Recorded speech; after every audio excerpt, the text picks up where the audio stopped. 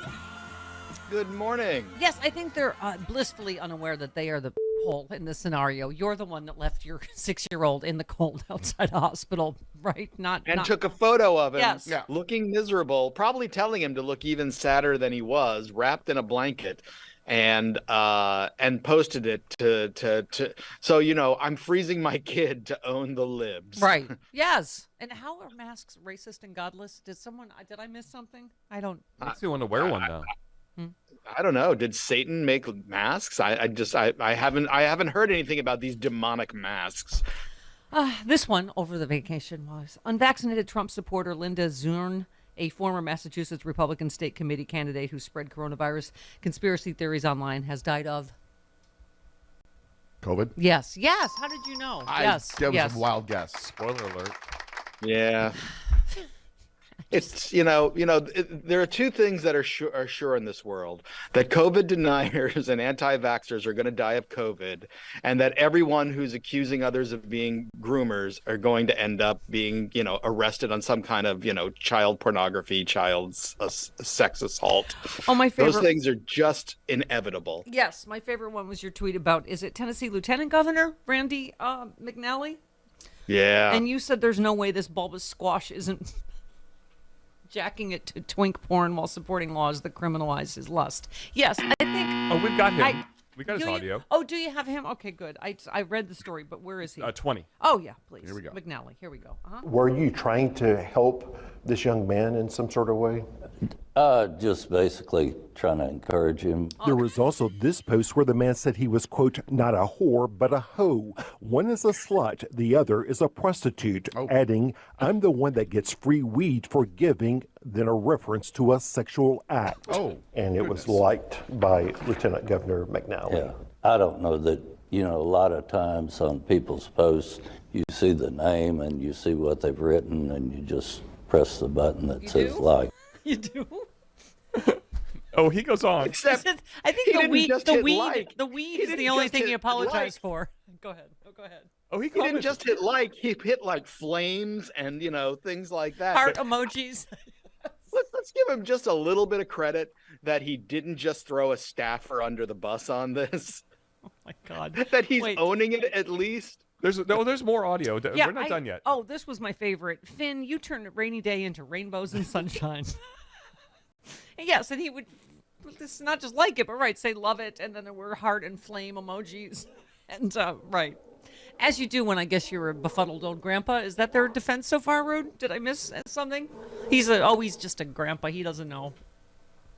That defense would be, I thought I was DMing him. That's not helping. Right. I know. McNally has spoken out against gay marriage in the past and said he still kind of feels that way.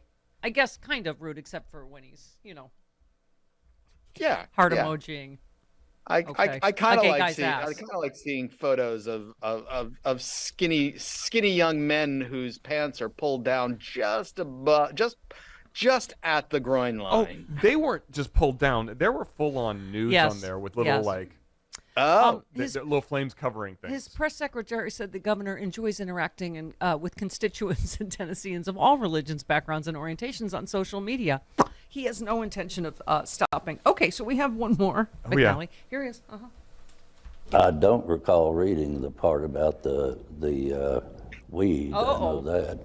But what about the prostitute? I might have read that. But in that case, was it appropriate to like the comment?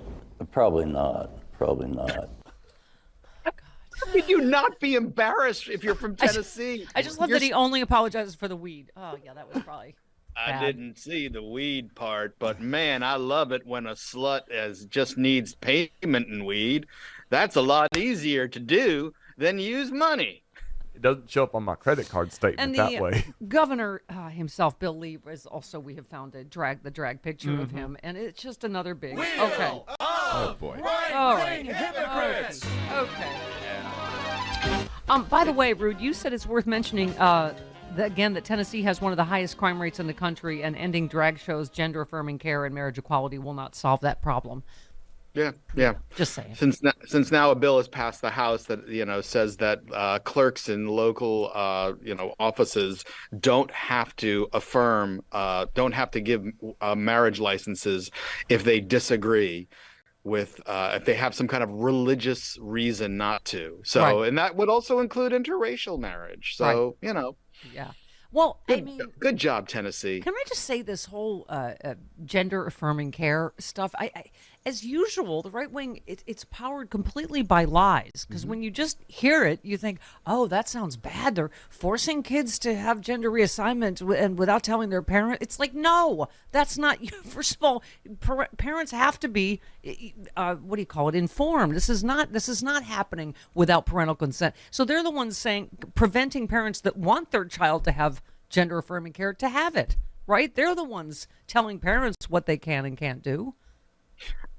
And first of all, let's just talk about the scale of the problem and how infinitesimal an issue this is. This is blowing up something that is just being blown up to distract from things like, I don't know, right-wing terrorism. It's also being driven and funded by extremist right-wing groups and that are using it as a way of dividing the left and frankly doing a good job of it.